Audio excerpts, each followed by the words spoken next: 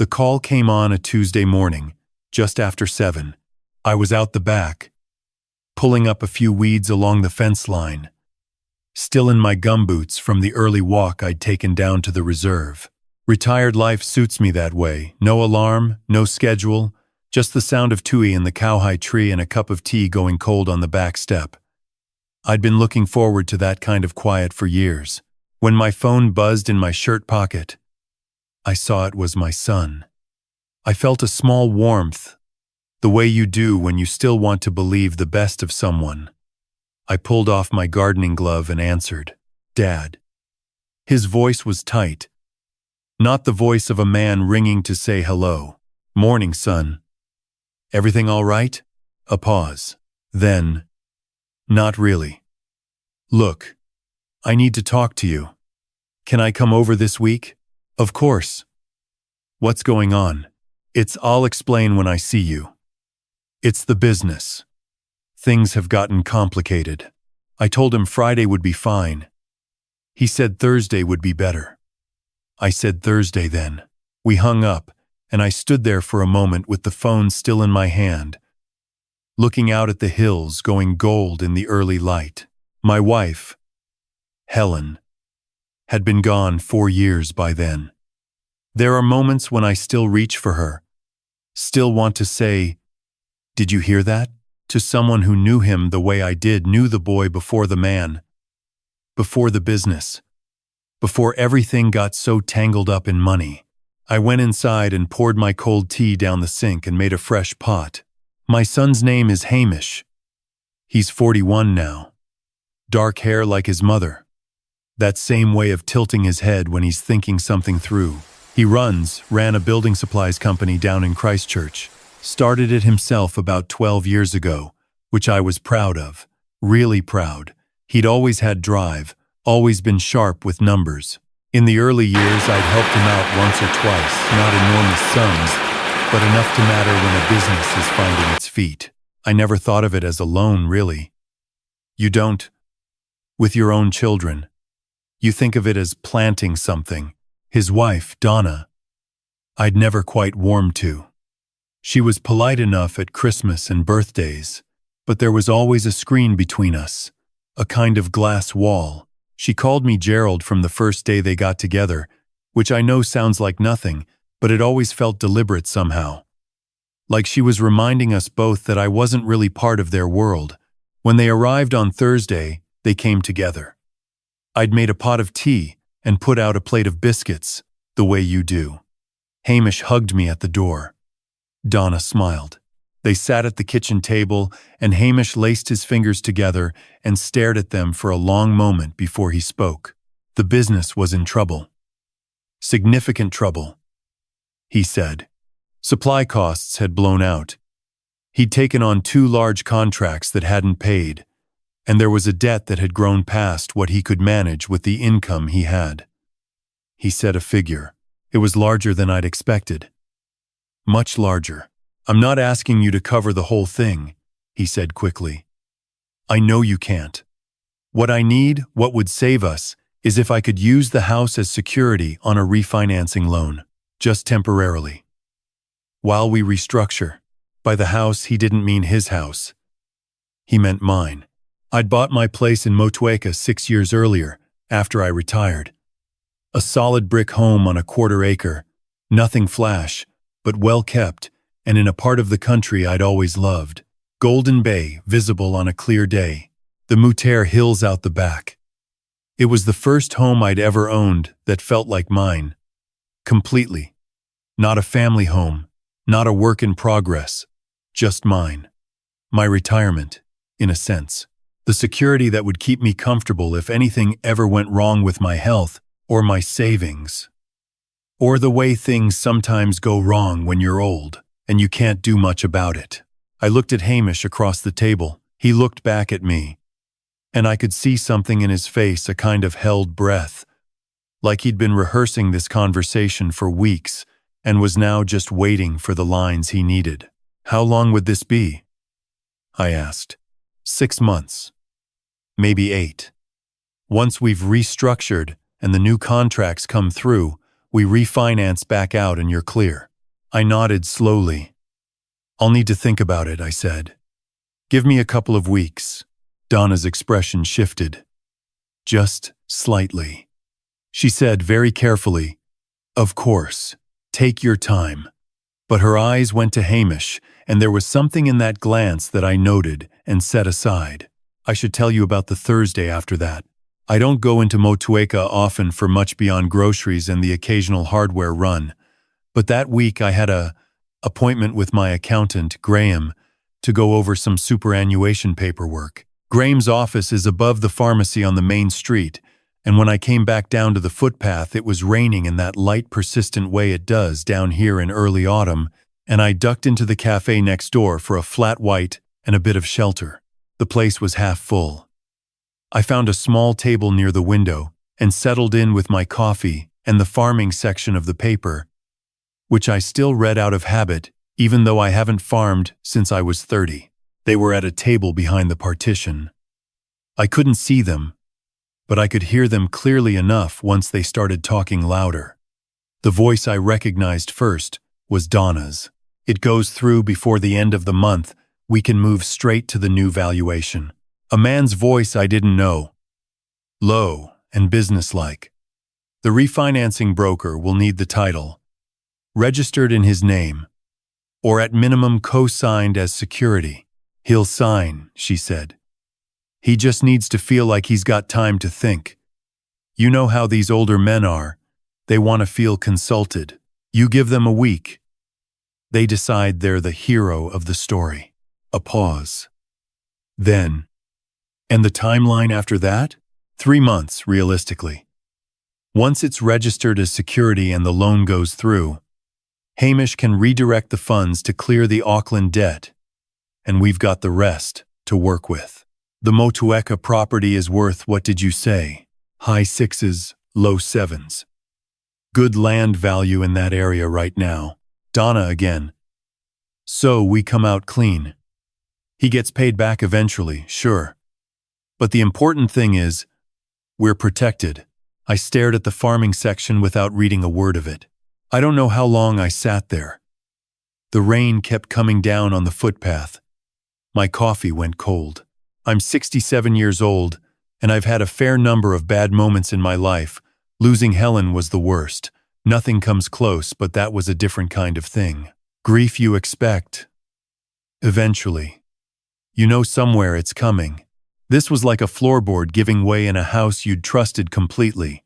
I paid for my coffee and drove home. I didn't tell Hamish what I'd heard. Not that day. Not that week. I went quiet in the way I sometimes do when I'm working something out, and I let the days pass. And I rang Graham. Graham has been my accountant for 18 years.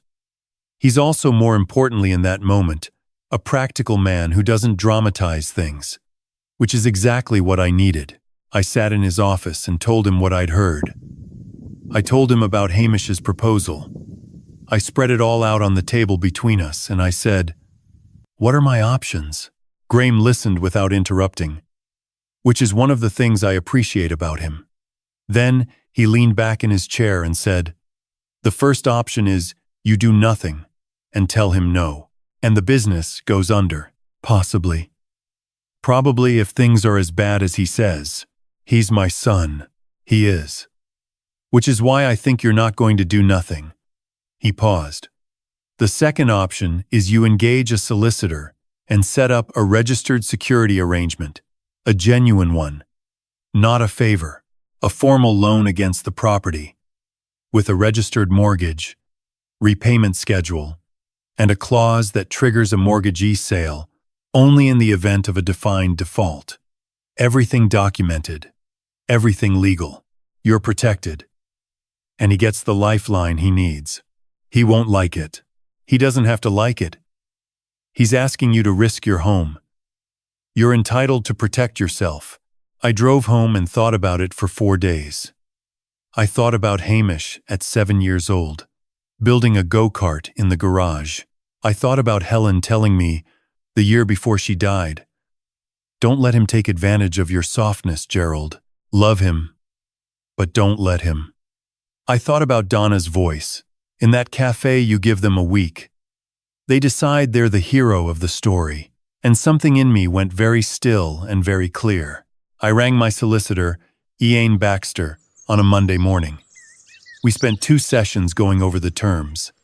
He was thorough, which I was grateful for, a registered first mortgage, repayment schedule with quarterly installments, interest at market rate, a clause requiring Hamish to provide monthly financial reporting to me for the duration, and a final clause that took me a moment to agree to, but which Ian said was essential.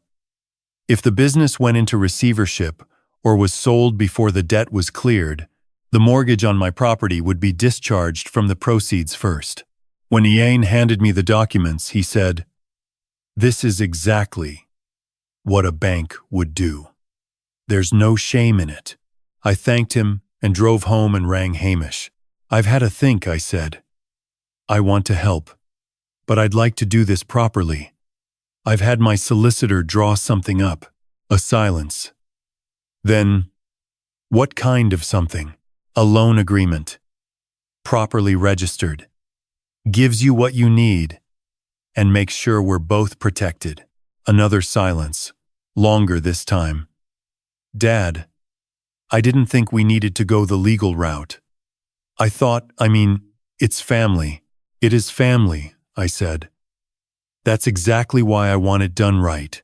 They came the following Saturday. Hamish arrived at 11 with Donna beside him, and I noticed she was dressed more formally than usual blouse, instead of the casual top she normally wore, hair done properly. There was a man with them I didn't recognize, introduced as Scott, a financial advisor who'd been helping them navigate the restructure. Younger than Hamish, neat in that way of someone trying to appear trustworthy.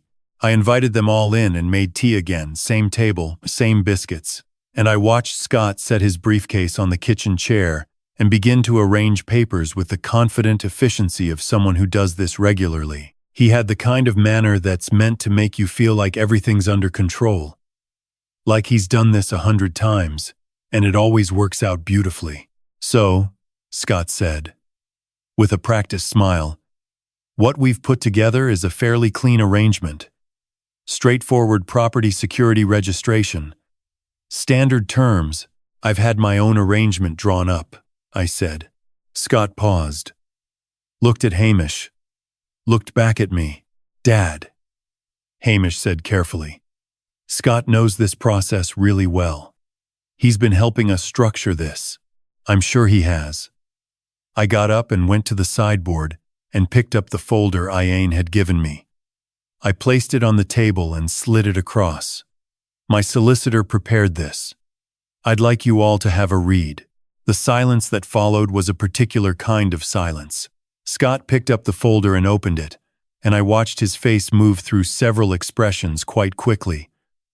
Professional neutrality, then a flicker of something else, then a careful settling back to neutral. He passed it to Donna. Donna read the first 2 pages, and her jaw tightened just slightly. "This is a registered mortgage," Scott said. "Yes, this is quite a significant level of documentation for a family arrangement." "I think it's appropriate," I said. Given the amount involved, Hamish was reading over Donna's shoulder. He looked up at me and there was something in his eyes I hadn't expected. Not anger. Something more like relief, mixed with shame. The look of someone who has been carrying a weight and is finally allowed to put it down. "Dad," he said quietly, "did you know?" Let's talk about that later," I said. "Right now, if you'd like to proceed, we can go through the terms together." Scott closed his briefcase. He said, professionally and carefully, that he thought perhaps the family might want to discuss things privately. Then he left, and the 3 of us sat at the kitchen table in the quiet of a Saturday morning in Motueka, with the sound of the tui outside, and the hills going soft in the autumn light. What came out over the next hour was, I suppose, the truth. The version of it you get when someone has stopped rehearsing.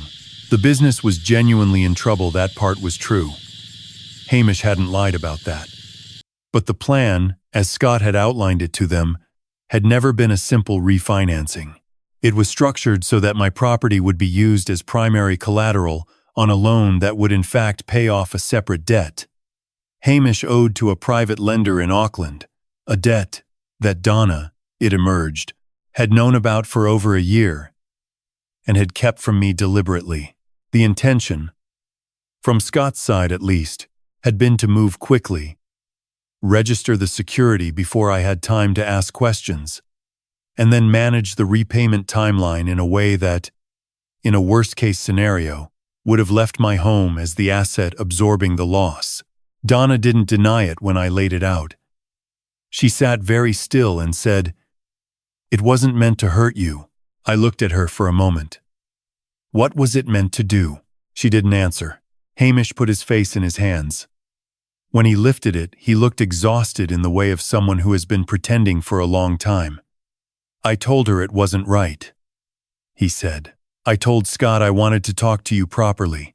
She said you'd never agree if you understood what the money was actually for." He paused. "I should have rung you myself. Told you the truth from the beginning."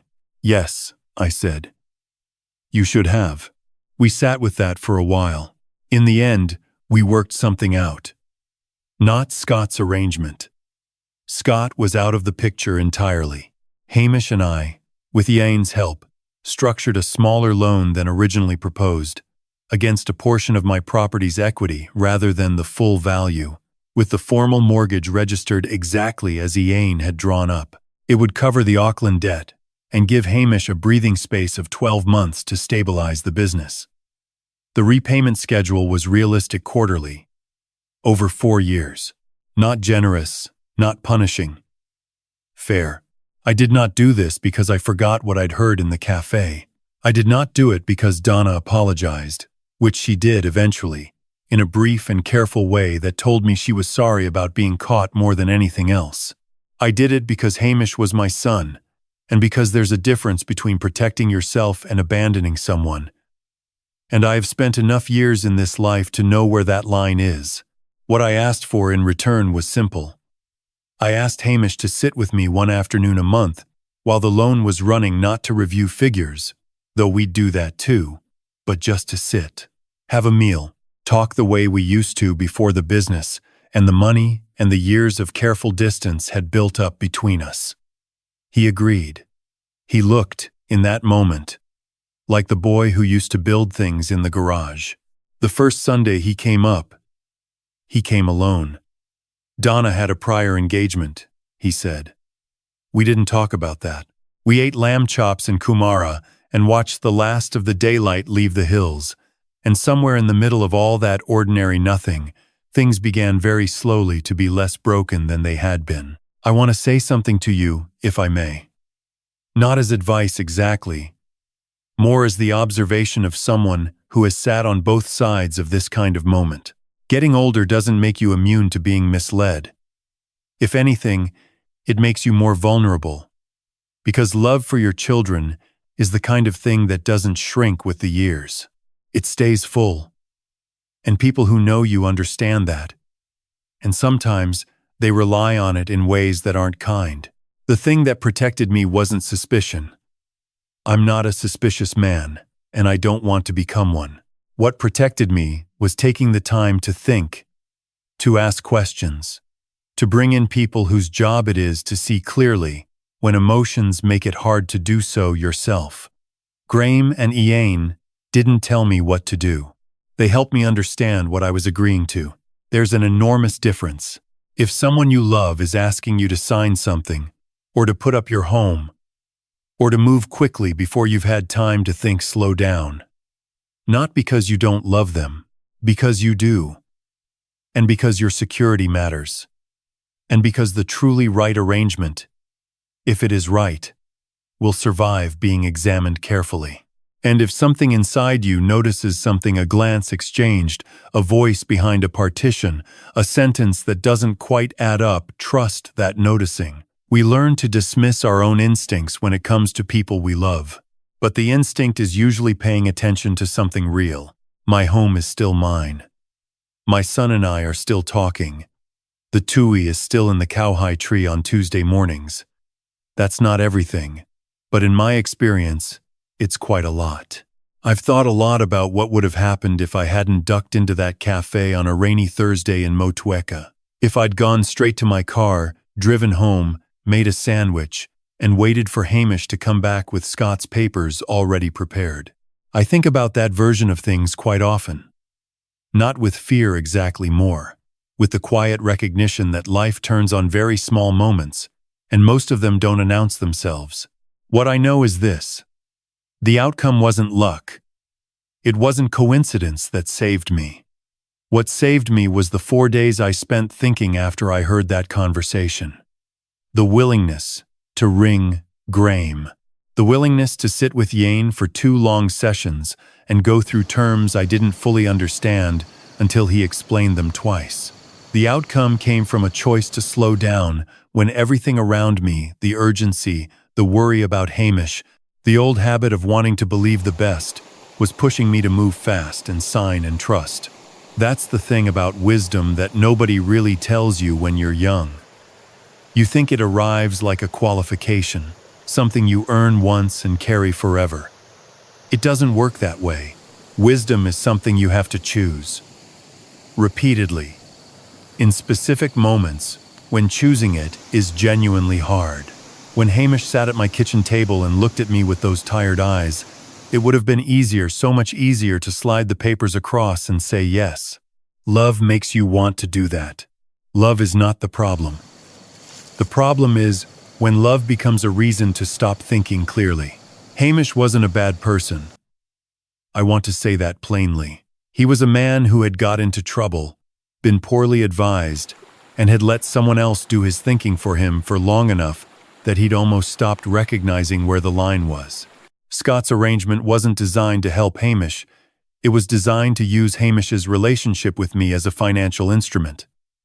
And Hamish, somewhere in himself, knew that. That look on his face when I slid Ian's folder across the table, that wasn't the look of someone being ambushed. That was the look of someone being rescued from something they hadn't quite had the courage to refuse on their own. There's a kind of cause and effect that runs through most of the difficult situations I've seen in my 67 years, and it has nothing mystical about it. It's quite straightforward. The choices you make, or avoid making, accumulate. Donna and Scott had built a plan on the assumption that I would behave the way they expected an old man to behave. Slowly. Sentimentally. Too grateful to be included to ask hard questions. That assumption was their error, not mine. And the natural consequence of building something on a false foundation is that it doesn't hold. I think about Hamish driving up from Christchurch on those Sunday afternoons now, just the 2 of us, lamb chops and the hills going gold.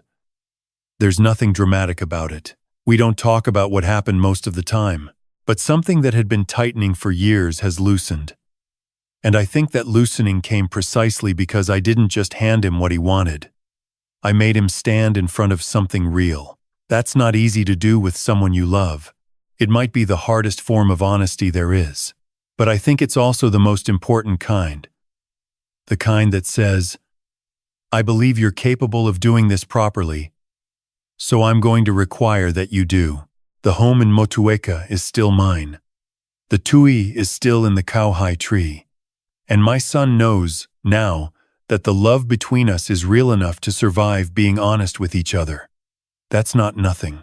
That's quite a lot, actually.